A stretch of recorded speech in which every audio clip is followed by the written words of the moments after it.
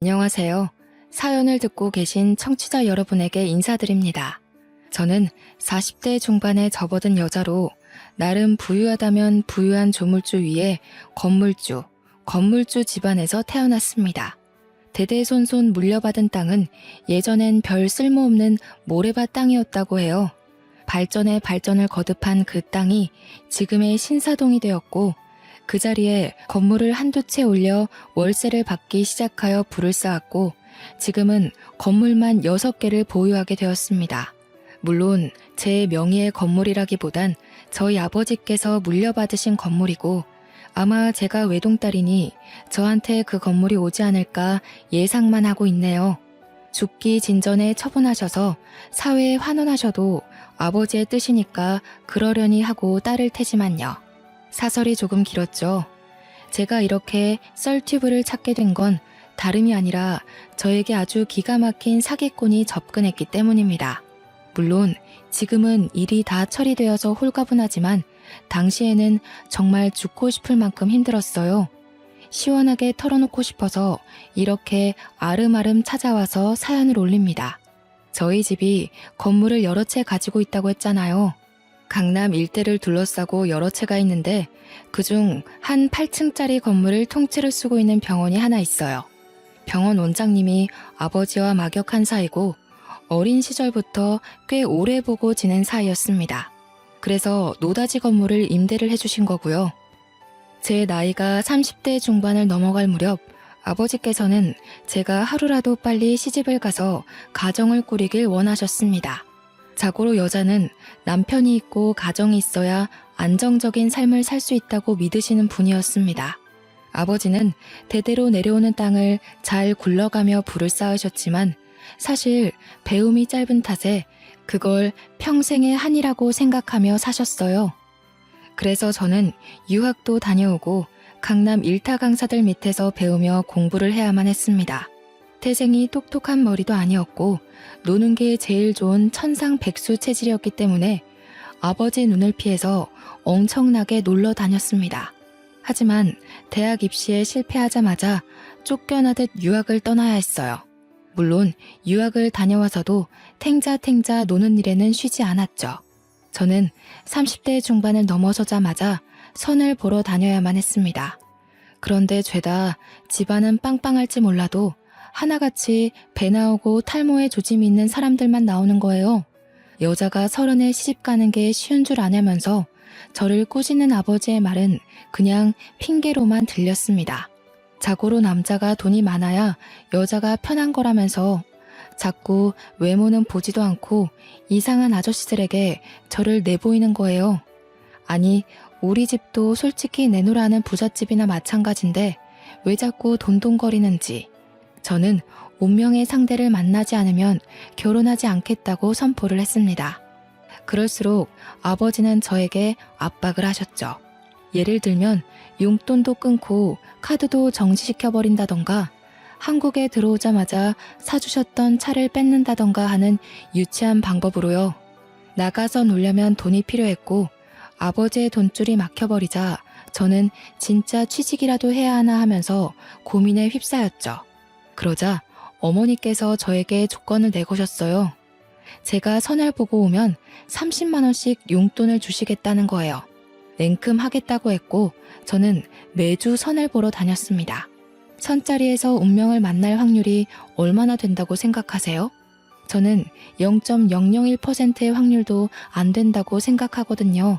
그날도 그냥 30만 원 벌자고 선자리에 나가서 시간을 때울 준비를 하고 있었습니다. 유학 생활을 같이 했던 친구들과 만나서 놀기로 했기 때문에 메이크업도 의상도 완벽하게 준비해서 나갔죠. 그런데 선자리에 나온 사람이 제가 생각한 대머리나 배 나온 아저씨가 아니라 멀끔한 동년배 남자였습니다. 저는 여태 썩은 과일들만 보다가 싱싱한 과일을 보니 눈이 돌아간 사람처럼 그 자리에 몰두하게 되었어요. 남자는 우리 아버지가 세를 내어준 병원에서 일을 하는 의사였습니다. 중매쟁이를 통해서 만나게 된 인연치고는 얽힌 것들이 많은 사람이었고 대화도 꽤 잘 통했습니다. 서로 가치관도 잘 맞는 것 같았고 사람이 매너도 있고 유머도 있더라고요. 저는 단박에 그 사람에게 빠져들게 되었고 친구들과의 약속도 잊은 채 밥도 먹고 커피도 마시게 되었죠. 어차피 해야 할 결혼이라면 한 살이라도 젊고 멀끔한 남자와 해야 하는 게 맞지 않겠어요? 선자리를 통해 알게 된 사람이기에 조건도 따질 필요가 없겠다고 생각을 했던 거였죠. 그래서 3번 딱 더 만나보고 집에 통보를 했습니다. 지금 만나는 사람과 결혼을 하겠다고 말이죠. 당연히 의사라는 직업이 우리 아버지를 사로잡았고 어머니께서도 쏙 마음에 들어 하셨습니다. 상견례를 하고 식장을 잡고 웨딩 촬영을 하는 데에도 아무런 문제가 없었습니다. 단지 결혼식장에서 일어난 작은 소란만 빼고요.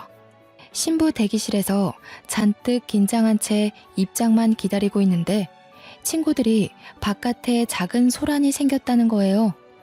너무나도 궁금해서 몰래 나가보니 시부모가 웬 여자랑 이야기를 하고 있더라고요. 뭔가 복잡해 보이긴 했지만 큰 소란은 아니었던 터라 궁금하기만 했죠. 하지만 그 여자는 금방 돌아갔고 결혼식은 시작이 되었습니다. 저는 모든 일정이 끝난 뒤 시모에게 물어보았어요. 아까 결혼식장에 찾아왔던 그 여자는 누구냐고요. 시모가 흠칫하더니 봤냐고 속이 시끄러워서 비밀로 하려고 했는데 솔직하게 털어놓는다면서 먼 친척이라고 하더라고요. 친척이면 축하해주러 온 거 아니냐. 왜 금방 갔냐고 하니까 사실 시모가 그 집에 돈을 빌린 적이 있었대요. 5천만 원 정도를 빌렸었는데 남편 의대 보내느라 어쩔 수 없이 진 빚이었다고.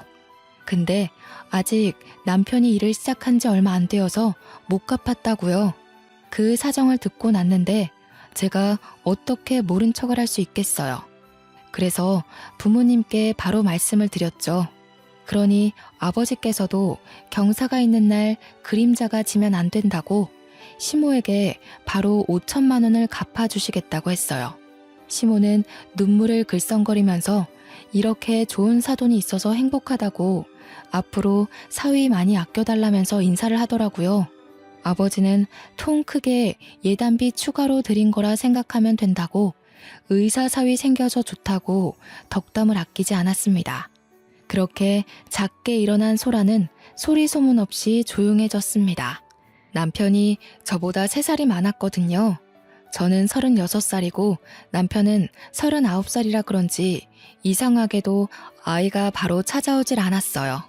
피임을 따로 하지 않았음에도 불구하고 아이가 바로 생기지 않으니 저희 집에서 보약이며 병원이며 막 끌고 다니기 시작했어요.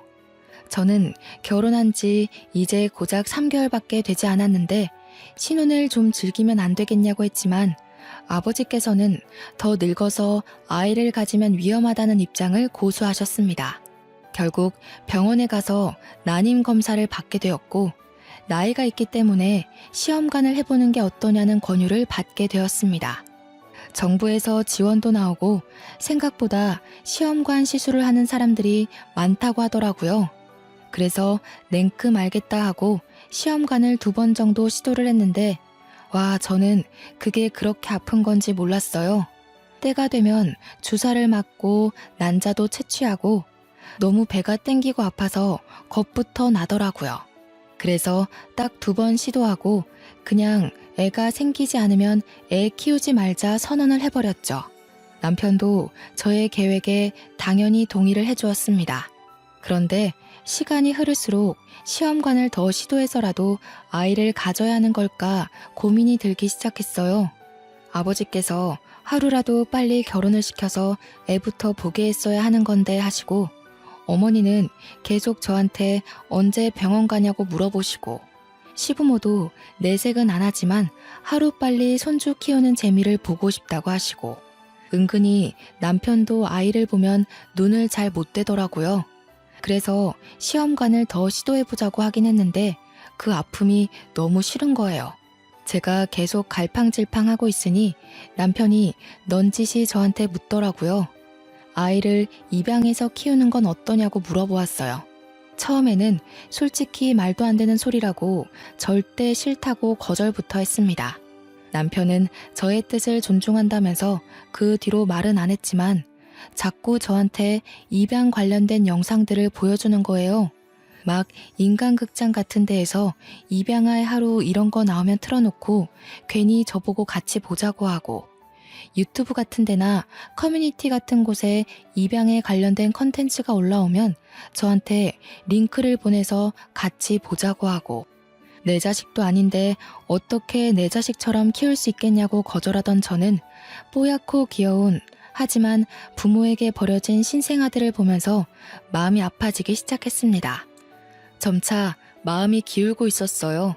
저희 집에도 은근히 이야기를 했는데 처음에는 절대로 안 된다고, 내 핏줄을 봐야 한다고 우기시던 부모님도 버려진 아이들 베이비박스 이런 영상들을 보시고는 마음이 좀 기우시더라고요. 저한테 좋은 입양기관은 알아봤냐고 넌지시 물어보시기도 하고요. 하지만 저의 마음이 정확하게 정해지지 않은 상태여서 저도 뜨뜨미지근하게 지내왔어요. 나의 인생에 꼭 아이가 필요할까 싶기도 하고, 입양을 했는데 아이가 저와 성향이 맞지 않으면 어떻게 하겠어요? 하지만 남편은 계속해서 저를 설득하기 시작했습니다. 차라리 대놓고 설득을 하면 반발심이라도 생겨서 절대 싫다고 말이라도 하겠는데, 은근히 불쌍한 아이들을 돕는 거다 라는 식으로 말을 하니까 매몰차게 거절도 못하겠더라고요. 저는 점점 남편의 말에 설득되기 시작했고, 완전 신생아부터 입양해서 키우면 우리 자식처럼 키울 수 있을 것 같다는 말에 넘어가게 되었습니다. 마지막 선택은 제가 하는 거라면서 남편이 저에게 오롯이 모든 결정을 맡기겠다고 했어요. 시부모에게도 은근히 물어봤는데 마음으로 낳은 자식도 다 자기 자식이라고 하더군요. 결국 저는 6개월 정도 고민을 하게 되었고, 고민 끝에 아이를 입양하기로 했습니다. 그때부터 부랴부랴 입양기관을 알아보기 시작했는데 도통 눈에 들어오는 곳이 없었습니다.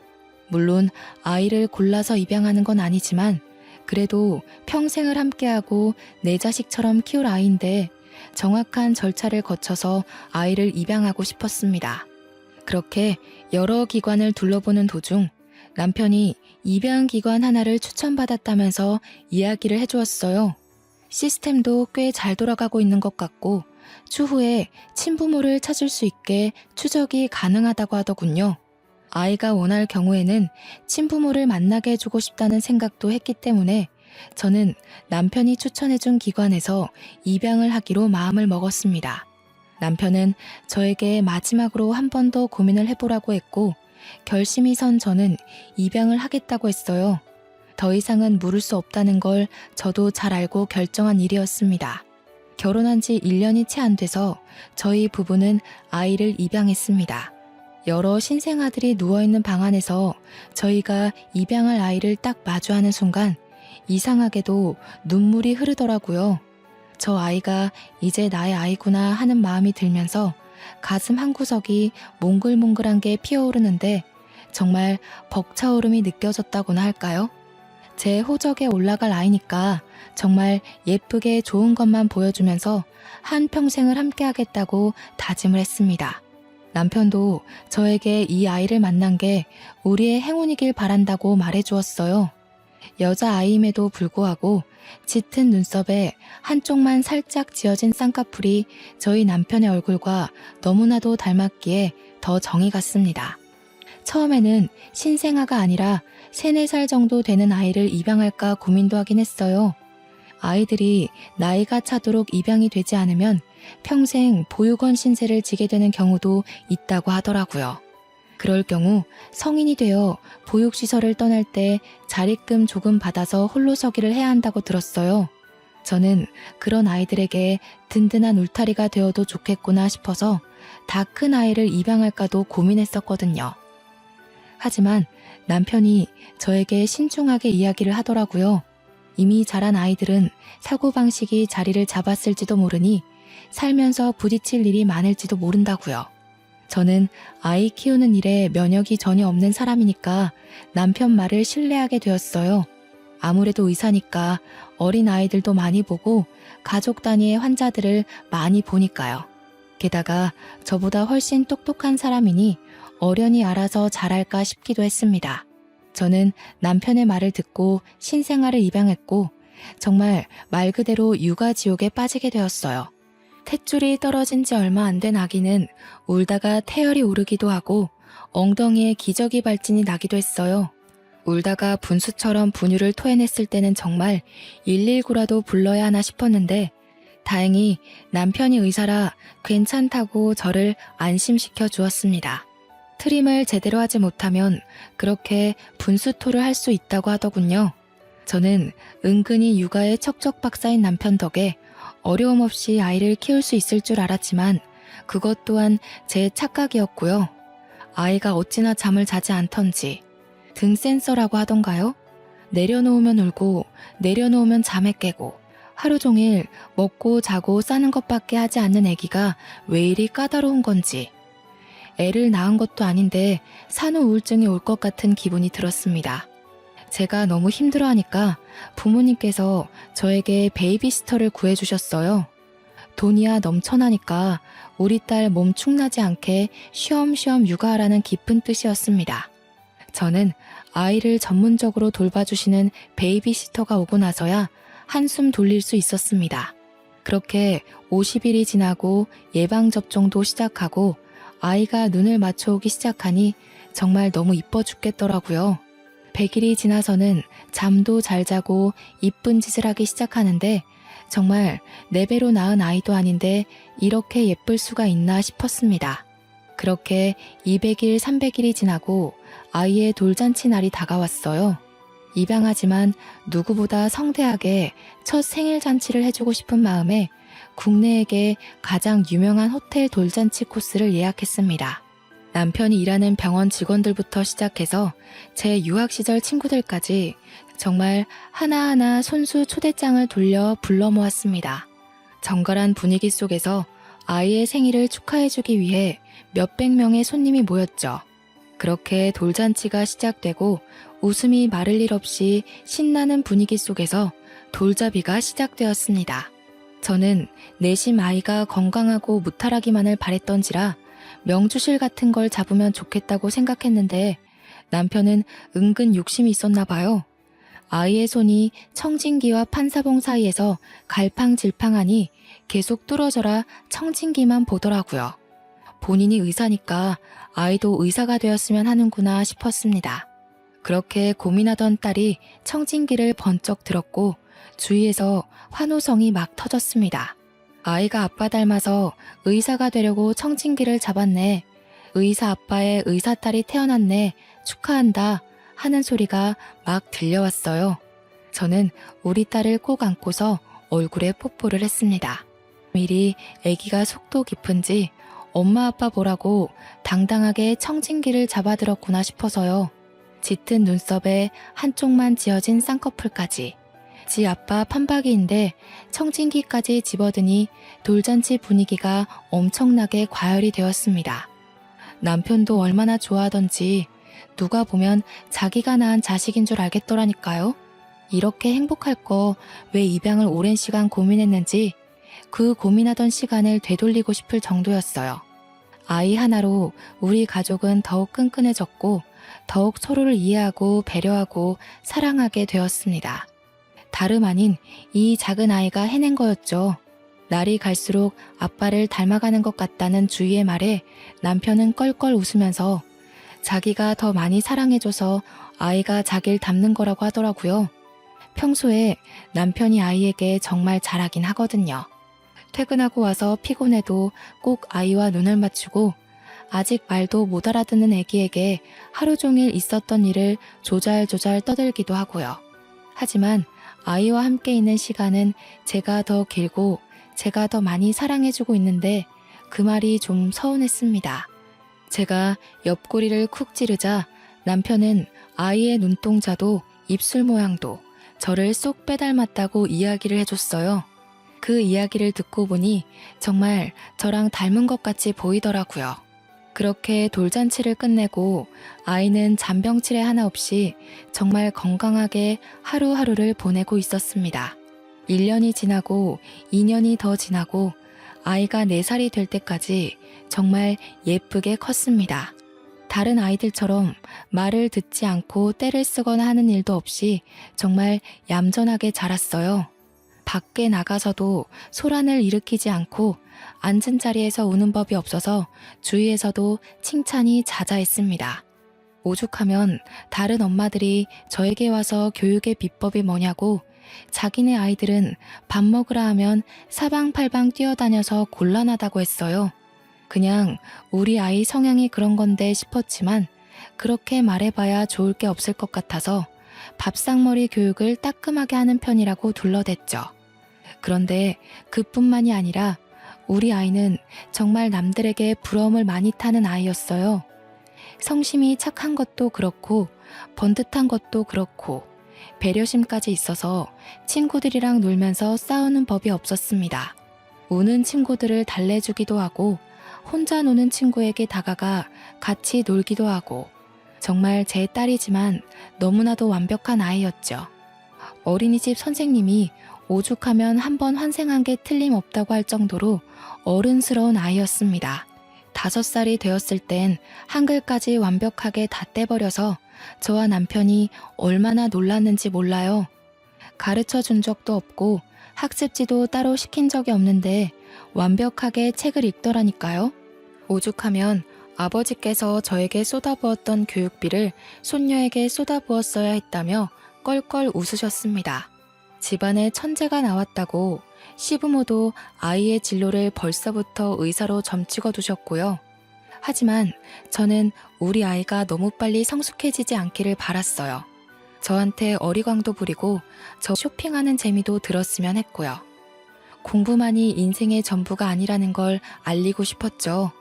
하지만 고작 5살짜리 아이에게 열심히 설명해봐야 뭘 알겠나 싶어서 좀 더 크기만 기다리고 있었습니다. 남편은 똑똑한 것까지 자기를 닮았다면서 무척이나 좋아했어요. 그 말에 기분이 나쁜 건 오로지 저 하나였죠. 저는 뭐 무식한가요? 남편에게 빈정상했다고 이야기하니까 또 웃으면서 달래주더라고요. 그런 뜻 아닌 거 알잖아 하는데 요즘 들어 딸만 챙기는 남편에게 심통이 나 있었거든요. 저한테 요즘 어린이집에서 별일 없지? 하길래 아무 일도 없다고 여전히 친구들이랑 잘 지내고 있다고 이야기를 해주었습니다. 남편도 요즘 유괴며 납치며 볼성사나운 일들이 많으니까 아이를 잘 지켜보자고 했어요. 안 그래도 유명한 성범죄자가 출소했다는 이야기를 뉴스에서 본 터라 걱정이 되긴 했었거든요. 그 뒤로는 남편 말대로 주의를 경계하며 아이가 하원하는데 꼬박꼬박 나갔습니다. 평소에 시터분께 맡기던 일들도 제가 나서서 하곤 했어요. 남편이 그렇게 말하니까 은근히 걱정도 되고 속 안에서 두려움이 생기더라고요. 거기다가 저희 집이 건물을 여러 채 가진 부자니까 그걸 아는 사람이 나쁜 마음을 먹을 수도 있잖아요. 그런데 이상하게 요 며칠 동안 아이를 하원시키면서 의문의 시선이 느껴지는 거예요. 누군가 저를 빤히 바라보고 있다는 느낌? 그래서 주위를 휙 둘러보면 아무도 없고 무서운 그런 느낌이랄까요? 귀신이 저를 쳐다보고 있으면 딱 이런 느낌이겠다 싶은 그런 거 있죠. 자꾸만 느껴지는 시선에 경호 업체라도 불러야 하나 싶었는데 남편이랑 같이 하원시킬 때는 또 그런 느낌이 들다 말고 남편은 저한테 요즘 범죄자가 많아서 예민한 거라고 그러다 스트레스 받는다고 조심하라고 했고요. 저도 너무 예민해지고 싶진 않았지만 우리 딸이 점점 미모가 물이 오르니까 걱정이 되더라고요. 도중 제가 너무 신경을 많이 쓴 건지 몸이 급격하게 안 좋아졌어요. 물론 나이가 40대를 넘어섰기에 그럴 수도 있겠구나 싶긴 했는데 약간 미열도 있고 도통 식욕도 없고 그러다가 빈혈기가 와서 휘청거리기도 하고요. 그 와중에도 자꾸 아이를 바라보는 듯한 시선이 느껴져서 제가 아파서 예민한 거구나 하고 생각을 하고 병원에 갔죠. 일단 빈혈 수치도 좀 봐야겠다 하셔서 피를 뽑아서 검사를 하는데 의사가 막 달려오더라고요. 저희 남편이랑 같이요. 남편이 일하는 병원이니까 그럴 수 있지 싶었는데 남편 얼굴이 진짜 환희에 찬 얼굴이었어요. 무슨 일이지 싶어서 물어보니까 동료 의사가 저한테 대뜸 축하한다는 거예요. 축하합니다, 재수씨. 임신이에요, 임신. 바로 산부인과 진료보시면 될 것 같아요. 자식, 축하한다. 동료 의사의 말에 저는 어안이 벙벙했습니다. 남편이 제 손을 잡더니 고생했다고 산부인과 진료를 봐야 알겠지만 아직은 조심해야 할 시기일 거라고 했어요. 저는 질질 끌려가듯 남편과 산부인과 진료를 보러 갔고 아기집이 튼튼하게 보인다는 말과 함께 임신 7주 판정을 받았습니다. 딱 누군가의 시선이 느껴지던 그 시점에 아이가 생긴 거예요. 한마디로 제가 임신을 해서 예민해진 거였죠. 저는 뱃속에 들어있는 아기의 심장 소리를 듣고 눈물을 줄줄 흘리고 말았습니다. 그런데 약간 복병이 생기고 말았어요. 아이의 임신을 축하받아야 하는데 제가 너무 고령이라서 검사할 게 많았고 정말 최대한 모든 일을 피하고 누워서 안정만 취해야 한다는 소식이었습니다. 더불어 양가에서는 우리 첫째 아이를 어떻게 할 거냐고 물어보았어요. 저는 전혀 상상도 하지 못했던 질문이라 의도를 파악하는데 시간이 조금 걸릴 수밖에 없었죠. 그게 파양에 관한 이야기라는 걸 알고는 양가 부모님께 소리를 버럭 지르려고 했는데 남편이 먼저 선수를 치더라고요. 첫째 파양할 생각 절대 없다고. 쟤도 우리 아이라고. 어떻게 5년을 키워온 아이를 두고 그런 말을 할 수 있냐고 하면서 가슴을 퍽퍽 치대요. 살짝 오버한다는 생각이 들긴 했지만 저도 남편과 같은 마음이었기에 맞다고 고개를 끄덕였습니다. 그렇게 뱃속의 아이와 태교를 하며 안정을 취해가고 있었습니다.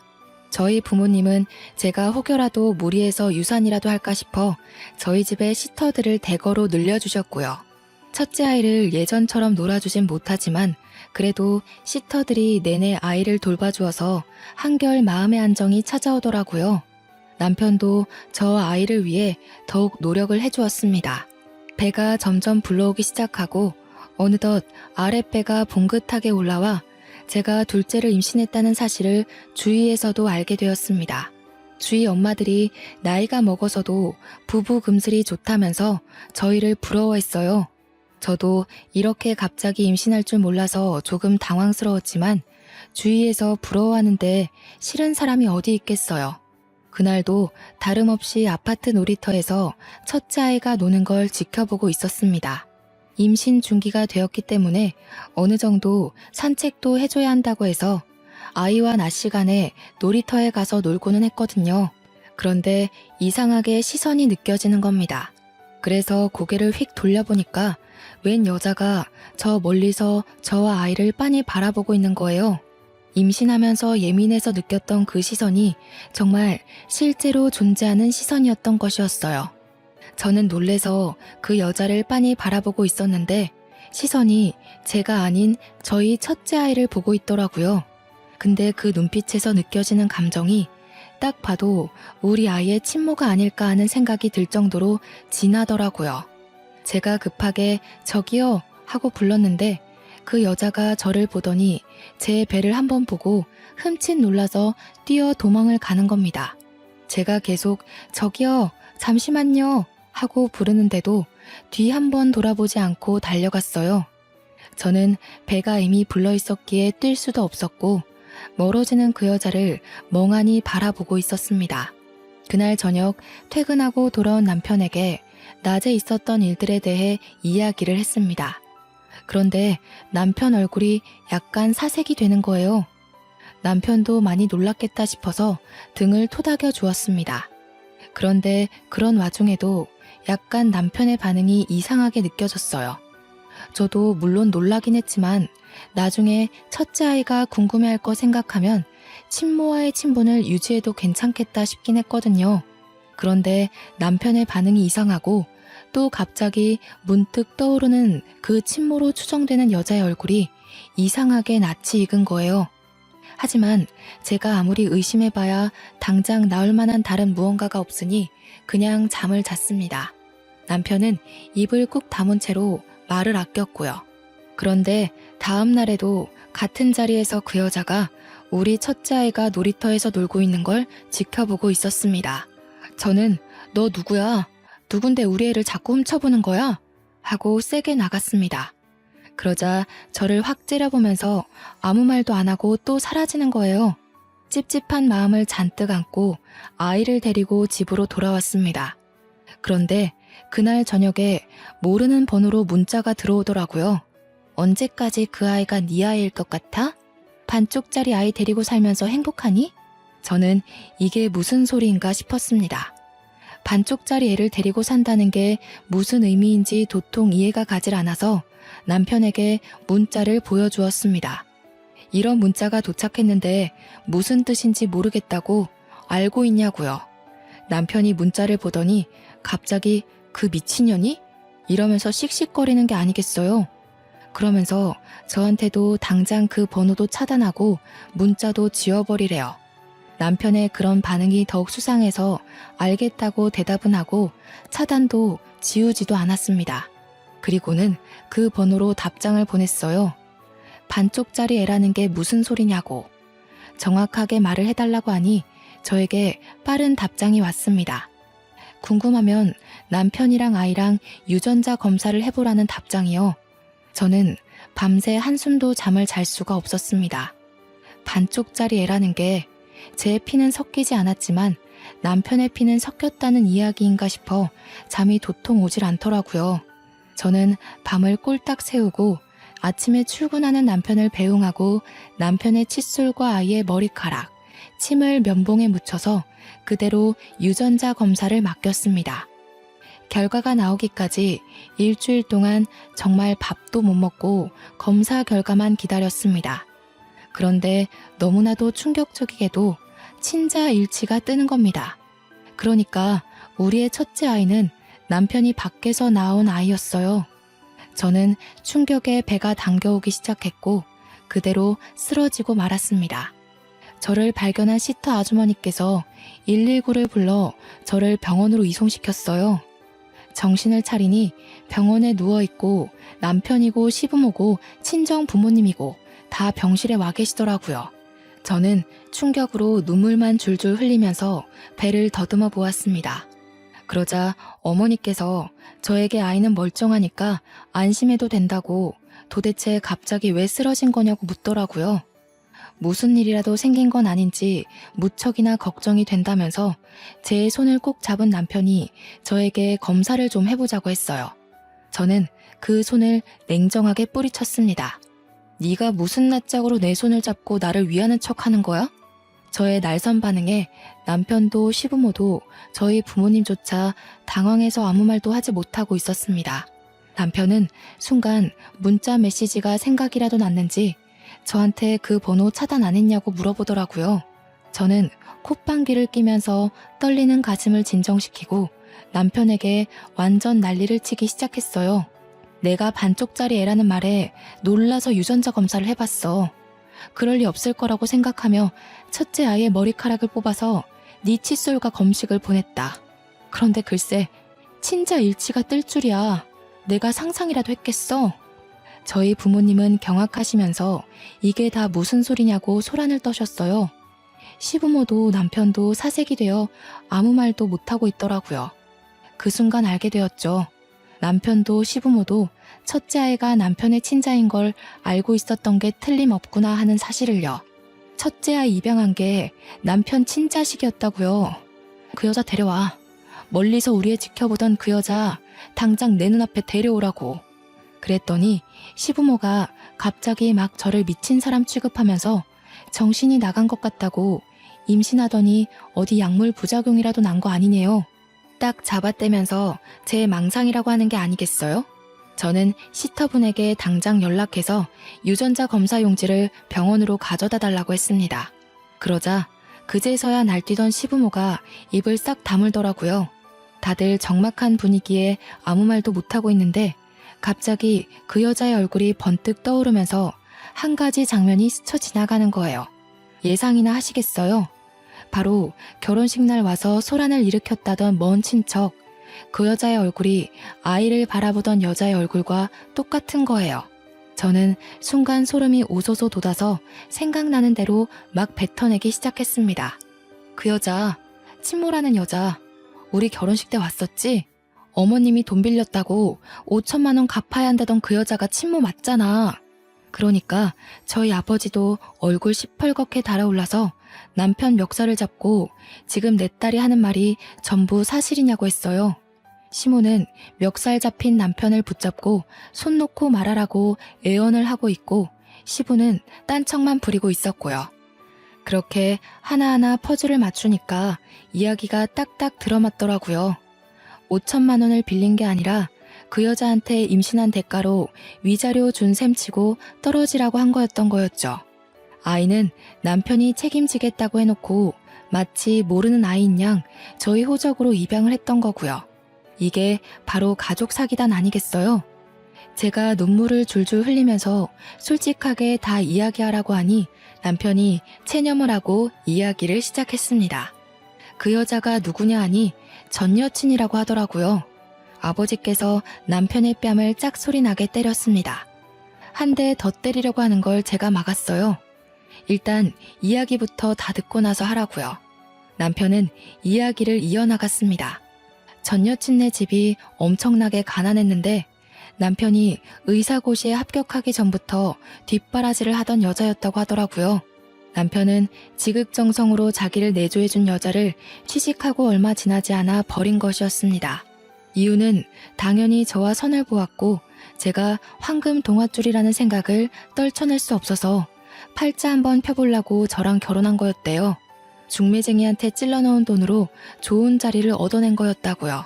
막상 만나보니 구김살도 없고 돈도 정말 많아 보여서 전 여친 보고 이만 헤어지자고 했는데 임신을 했다고 하더래요. 그래서 지우라고 하니 절대로 못 지운대서 그럼 낳고 나면 남편이 키우겠다고 했대요. 전 여자친구한테 가난하게 평생 살았는데 자식만큼은 부잣집에서 키우는 게 좋지 않겠냐고. 결국 우리 집에서 준 5천만 원을 결혼식장에 찾아온 전 여친에게 위자료라고 던지고 아이를 입양하게 된 거라고 했어요. 전 여친도 아이가 부잣집에서 편하게 살았으면 하는 마음에 입양을 보내놓고 제가 임신을 하니 친자식과 차별할까 싶어서 찾아온 거였대요. 근데 제가 첫째 아이와 너무 잘 지내고 행복해 보이니까 그 자리가 자기 자리였으면 하는 마음에 문자를 보낸 거였다고 하더라고요. 저한테 문자를 보내고 나서 남편이랑 연락을 했다고 하대요. 우리 부모님은 그 이야기를 다 듣자마자 병원에 있던 물건들을 마구잡이로 남편에게 던졌어요. 당장 이혼하라고 소리를 고래고래 지르면서요. 저는 아이가 듣고 있으니 제발 조용히 해달라고 했고 남편에게도 이야기를 했습니다. 곱게 이혼해주지 않으면 나는 변호사 당장 선임할 거고 이 모든 책임을 다 물어내게 할 거야. 어떻게 할래? 더럽게 소송전 가서 빈털터리 될래? 아니면 곱게 이혼해줄래? 그랬더니 남편이 곱게 이혼을 해주겠다고 하더군요. 바로 남편은 짐을 싸서 시댁에 가게 되었고 저는 집에 홀로 남아 첫째 아이의 거처를 어디로 해야 할지 고민을 하고 있었습니다. 그런데 남편의 전 여친이었던 여자가 저에게 전화를 하는 겁니다. 원하시던 대로 저희는 이혼하기로 했는데 무슨 일로 전화를 하셨죠? 그 이야기는 이미 들었어요. 다른 건 아니고 시댁에서 저한테 난리를 치는데 얼마나 난리를 피우신 거예요? 그 이야기를 하려고 전화한 건 아니고요. 아이는 저희가 데리고 가서 키울게요. 저는 그 말에 약간 의구심이 들었어요. 시댁에서도 난리를 쳤다. 아이는 저희가 라는 대목이요. 그래서 한번 찔러보았습니다. 너희 나 몰래 계속 연락하고 지냈니? 그럼 제가 어찌 알고 당신의 동네를 찾아갔겠어요. 그 말은 즉슨 남편과 전 여친이 꾸준히 연락을 하고 있었다는 말을 인정한 거 아니겠어요? 저는 너무 화가 나서 손이 벌벌 떨렸습니다. 첫째 아이에겐 미안하지만 아이의 짐을 싸서 시터의 손에 쥐어주었어요. 당장 시댁 앞에 애를 데려다 주고 오라고요. 저는 남편이 일하는 병원을 찾아가 원장실을 두드렸습니다. 원장 선생님은 저희 아버지의 오랜 벗이었기에 저는 모든 걸 다 털어놓았어요. 그랬더니 원장 선생님께서도 병실에서 난리가 났었다는 이야기를 들었다며 어떻게 하는 게 좋겠냐고 물어보시더라고요. 이미 아버지께서 찾아오셔서 제가 원하는 대로 해주라고 하셨대요. 저는 제 전남편을 잘라달라고 했어요. 그리고 그 어디에도 취직하지 못하게 막아달라고 부탁까지 드렸습니다. 전남편과는 협의 이혼을 진행하기로 했지만 저는 바로 변호사를 선임해서 소송을 걸었습니다. 그 집 식구들 비렁뱅이 근성 어디 안 갈 게 뻔하니 저한테 재산 분할이라도 요구할까 싶어서요. 당연히 제가 소송 건 걸 알자마자 재산 분할해달라고 난리를 치는 걸 저희 변호사님께서 다 처리를 해주셨습니다. 땡전 한 푼 못 받고 병원에서도 쫓겨나게 되었고요. 의료계 아름아름 원장님께서 소문까지 내주셨고 큰 병원에서는 남편을 취직시키지 않겠다고 했습니다. 저는 거기서 멈추지 않고 전국의 의료진들이 상주한다는 커뮤니티에서 글을 올려 남편의 파렴치한 행동을 알렸습니다. 결국 전 남편과 전 여친이 저를 찾아와 싹싹 빌었지만 저는 용서해주지 않았습니다.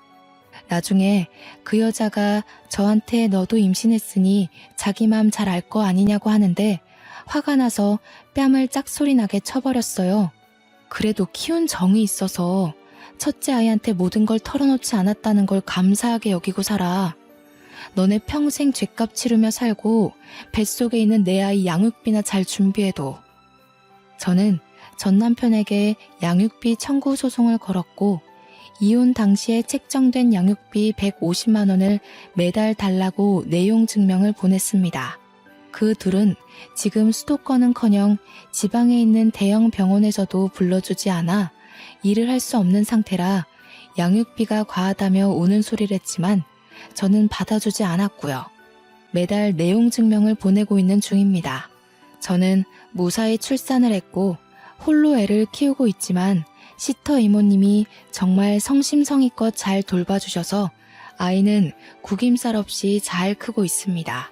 아직 아버지께서는 저의 가정에 미련을 버리지 못하시고 선자리를 들이밀며 집착 중이긴 하십니다. 만약 제 처지를 다 이해해주는 번듯한 남자가 나타난다면 재혼을 해서 아이에게 든든한 아빠라는 울타리를 만들어주고 싶은 생각이 있습니다. 그 두 연놈들은 어떻게 지내는지, 우리 첫째는 잘 크고 있는지 문득 궁금하면서도 좋은 꼴로 살고 있지 않기를 바라고 있습니다. 첫째 아이가 얼마나 컸는지 궁금하면서도 미운 마음이 아직 있는 걸 보면 제 아이나 잘 키우면서 살아야겠죠. 여러분, 세상에 풍파가 얼마나 많습니까? 사기꾼들도 참 많고요. 사기를 당하는 건 잘못된 게 아닙니다. 친 사람이 잘못인 거지. 하지만 결론적으로 인과응보, 돌려받게 되어 있다는 걸 다시 한번 깨닫게 되었습니다. 평안한 하루 보내시고 항상 힘을 내며 살아가도록 해요, 우리. 제 이야기를 들어주셔서 복 받으실 거예요. 감사합니다.